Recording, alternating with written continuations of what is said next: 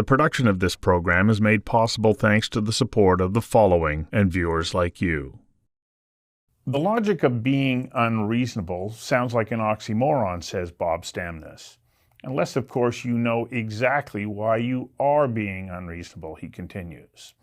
According to the Oxford Dictionary, logic is reasoning conducted or assessed according to strict principles of validity. Stamnes says unreasonable logic is when you still stick to the facts and make sensible conclusions where others leap to emotionally safe decisions. Reasonable people will always come up with reasons why new or different approaches can't be done, because after all, no one else has done it that way. Those people, Stamnes continues, says, are doomed to live in an age of the average. Stamnes says to lift yourself out of the age of the average and become unreasonable, you need to commit to being creative, funny, seductive, outrageous or outraged. And Stamnes says you also need to reshape your thinking by changing what's cool, what's normal, and change what people aspire to do. I invited Bob Stamnes to join me for a conversation that matters about navigating your way through the maze of life in unconventional ways. Bob, this idea of being unreasonable seems unreasonable. Where did you start to hit on this logic? And then let's talk about how it has brought benefits to you in your life and also in your work. Sure. I've been in the marketing communications industry for a long time. And if there's one thing that we see more than anything else, if you think about it, what is it that we've been exposed to? More than film, more than television, more than books, it's advertising. All of us have grown up with that, surrounded our entire lives. We're bombarded by it. Bombarded by it. Yeah. And to the point where people have a very, they have an incredible internal barometer and a measurement of what resonates and what doesn't, what they like and what they don't like, what appeals to them and what doesn't appeal to them. And yet, we live in this age and in this world, and have for a long time, where so much of it is the same. So as it relates, to kind of my world and in my industry, myself and others have for years recognized, for a long time, really ever since advertising was created, that there is a need to stand out, to be different, to differentiate. And today, more than ever, given the volume of the messaging that kind of comes at us. So people will come to me and they'll say, I think I'd be really good at advertising and doing what you do, and at branding. And I say, you know what? You're right. You probably would be. And they'll give me an idea, or they'll give me a concept of something they've been working on. And it's because they know what they don't like. And really what they don't like lives in that age of average. So that's really where it came to me to create a business and work for clients that is unconventional and unreasonable. You've given a talk about this. Yes. And it's quite fascinating. But what I found interesting is, as a starting point, you talked about how you built your business and then faced catastrophe and still took this same unreasonable response to dealing with what looked like an insurmountable problem. Yeah. Share that story. Yeah. So I started my business back in 1989, no money, no clients. My parents, who were less than middle class, lent me $25,000. My grandmother just passed away, so they had a little bit of money. Myself and my ex-business partner had to present a portfolio to them and show them our work. And so they believed in us. And away we went. We started out of a condo in Falls Creek. And, I built up my business over 10 years and working with some incredible brands, Molson's and Van City and the Vancouver Canucks, Whistler Blackcomb. So launched ethical funds in Canada. So we became very successful in a relatively short period of time, Boston Pizza. And then through a series of circumstances, many of which were, out of my control, my company in a very short period of time, within a 3-month period, found itself $2 million in debt. I had my house up against our line of credit. My parents had their house up on my line of credit. So, as I joked, that was going to be a very bad family Christmas dinner. If I had to break the news to my parents, they were going to lose their house and I was going to lose my house. So the advice I had was, Bob, you got to declare bankruptcy. You have no options. And I think what drove me to not go that route, if it was just me, maybe that would have been okay. But it was my parents. And my parents were really and truly the initial investors and the founders, co-founders of my business. And I just couldn't allow that to happen. So it forced me to think outside of the box. It forced me to think, okay, how am I going to deal with this? And, there's a famous Star Trek episode where, Captain Kirk is given a test that no other Starfleet officer has passed. Right. And he passed it. Yeah. And why did he pass it? Because he changed the rules. He was able to change the rules. He was able to Spock change. said he cheated, but he cheated, but he cheated. But he changed the rules. So I being a Trekkie, I thought this is how I need to think about this. I'm going to change the way we approach this. And so I didn't play fast and loose with my clients' money, and major clients at the time, Toyota. But I went to the people that I owed money to, and I put together really unique, bespoke promotional campaigns that intrigued them to the point where they said, look, we'll run that campaign. We'll go with you on this, given the fact that, A, we're getting some benefit out of it financially, and B, we really see the value in what you've put together in terms of a partnership. So it wasn't easy. It took me 2 years. I thought it was going to take me, 3 months, and suppliers played chicken with me and they threatened to go to my clients. But, for the most part, they played, and I was able to get out of debt, the $2 million that I owed, and that for me was transformational.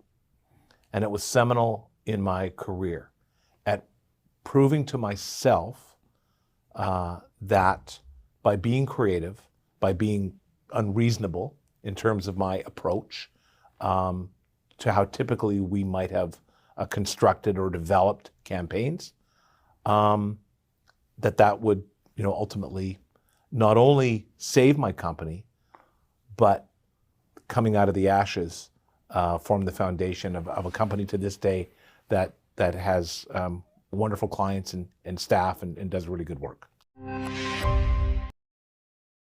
The production of this program is made possible thanks to the support of the following and viewers like you. So 2 elements in your telling of that story is, one is the amount of hard work that was involved in working your way through a new approach, but also the courage to do it. Are these important elements when you say, okay, I'm willing to be unreasonable, let's go, because it's just going to produce results? You're putting yourself creatively out there on the edge, you're putting yourself financially, you're putting other people at risk. How important is it to have that courage? It is incredibly important. I had someone early in my business life, and this is when I'm riding high, winning awards, doing great. And it was a Toyota dealer. And he said to me, Bob, you've done nothing with your business life. I said, what are you talking about? I said, awards and these clients, and, feeling pretty good about myself. And he said, no, you haven't done anything because you haven't failed. And I didn't understand what he meant by that at the time, but shortly thereafter, I absolutely understood what he meant. But I have a belief that it is not how we conduct ourselves when we're doing well. It's how we react and go forward when times are not good. Mm-hmm. And through the process of failure, I learned a lot about other people, and I learned a lot about myself. And one of the things that came out of it was when I started early on in the process of going to suppliers, and these are major media companies in Canada, asking for forgiveness. And I'm in Toronto, and I'm talking to, they'll go unnamed in terms of some of the folks I spoke with. And it was a slap on the back, and Bob, don't worry, we've got you. And then I get back to Vancouver, and there's a letter there sitting from their legal team demanding payment. So what I learned was, and I coined this phrase, it must exist in another form somewhere, beware of the agreeable man. Beware of someone who is seemingly too willing at the outset. And I learned to actually, and I worked with, there was a guy who was a sales manager at Rogers, and I told him my story. I thought he was going to throw me out the window. He said, absolutely not. Unacceptable. We are not forgiving this debt that you have to us. And so I went back and I worked with them, and we managed to work something out. So it does take courage, but I also think it takes a level of experiencing it. Mm-hmm. And none of us know, there is no school, there's nothing at Harvard that teaches you about failure. And yet, it is such an unbelievable teacher in terms of, how we learn, and then I think chart what our career life looks like going forward. In those moments when you're watching your world unravel and there's all these people nattering at you, blah, blah, blah, blah, blah. I always think about Rudyard Kipling's poem, If you can keep your head when all about you are losing theirs and blaming you. It feels that way. and in many ways they are blaming you. But it's about the ability to say, no, I'm not giving up on myself. And then you move forward. Exactly. And I also think it has to do with, quite frankly, I think there's some ego involved here in the sense that, you don't want to let people down who work with you or are part of your organization or your partners or your suppliers. So I think that's a good motivator. And I think part of it is principles and ethics and just simply doing the right thing and how important, that is in one's life. So. The production of this program is made possible thanks to the support of the following and viewers like you.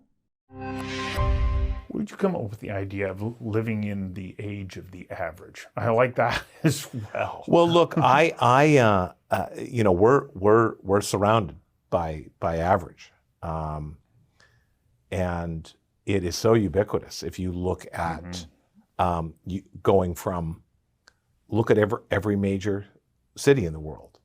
And how they've become homogenized.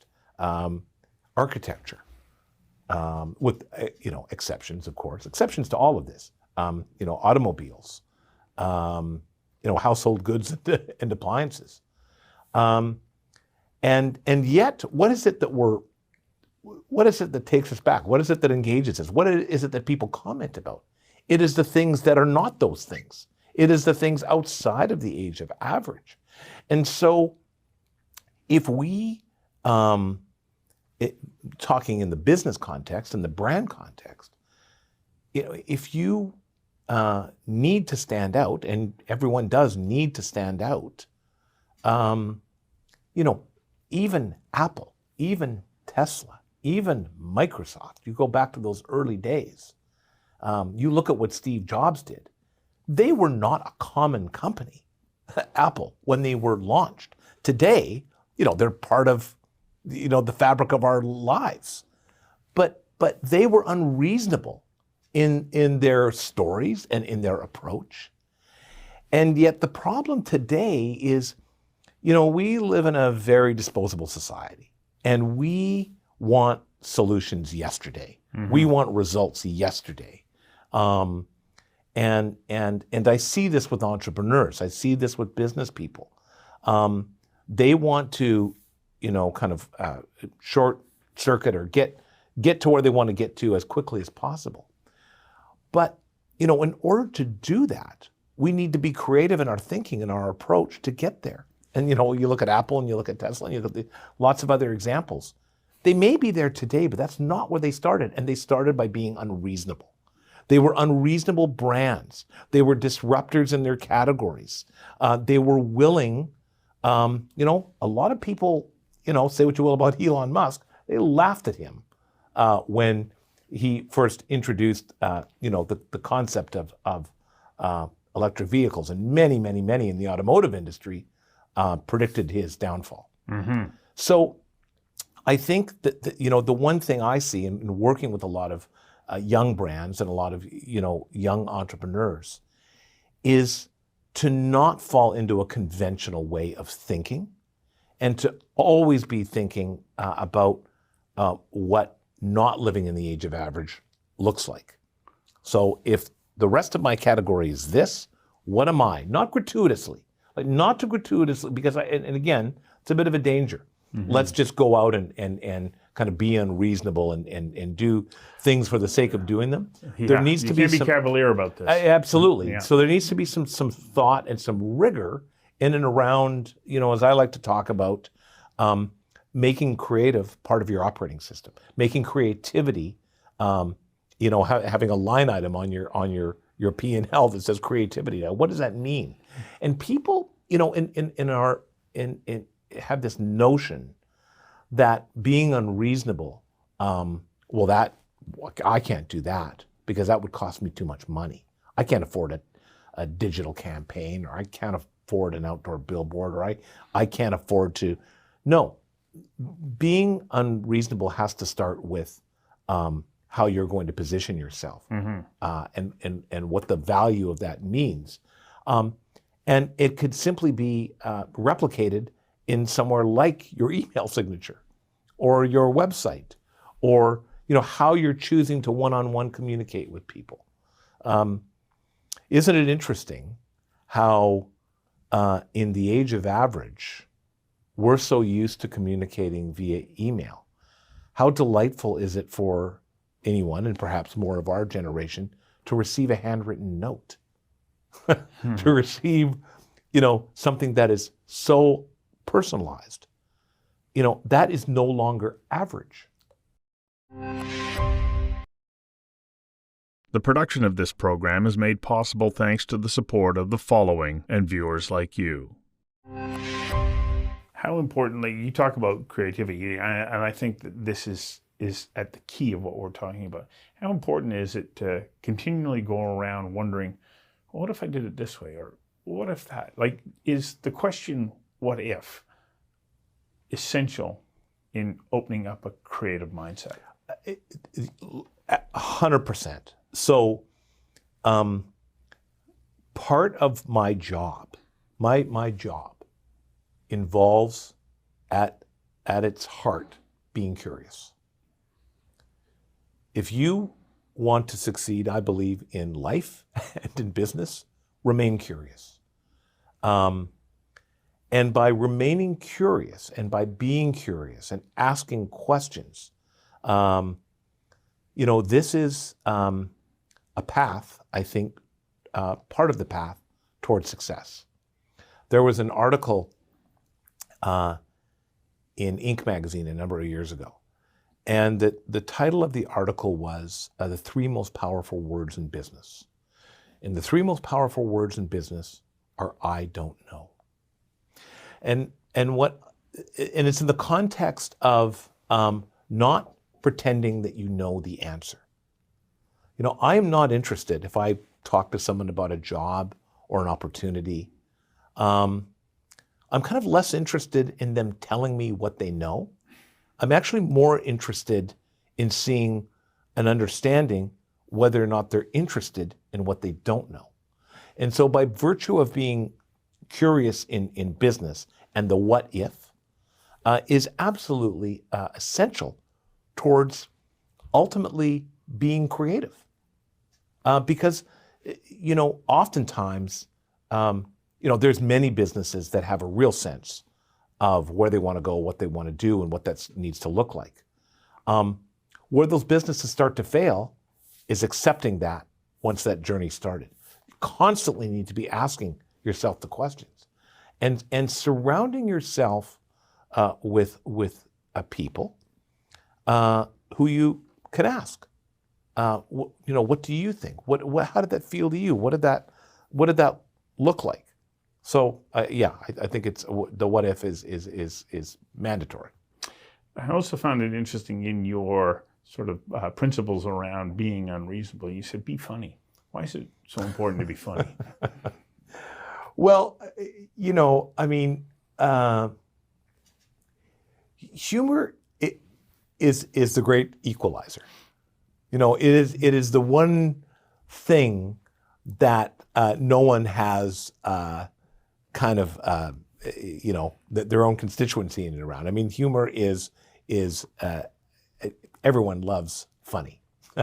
Some like different funny. You know, my daughter and I went to see the new Barbie movie, and it was the first time in a long time I heard an entire audience laughing. You know, man, if you can get there, and then it also humor from a marketing standpoint, from a branding standpoint, reduces the barriers, creates more of an empathy with the viewer or the listener, because now they're relaxed and enjoying themselves, as opposed to right now, for a limited time only, 10% off. Right? So I think humor is something that is just so universal. Now, you know, as lots of comedians would say, funny's hard. Funny's not easy. It's a lot of work. So it's and funny not done well can be disastrous. And George Carlin had that great line. He says, either you're up here killing them or you're dying. Exactly.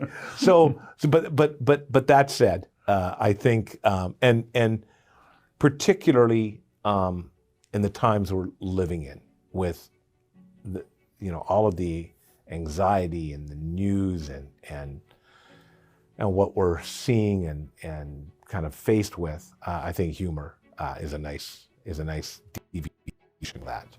Well, you make being unreasonable sound like a very reasonable choice. Thanks, Bob. Thank you, Stuart.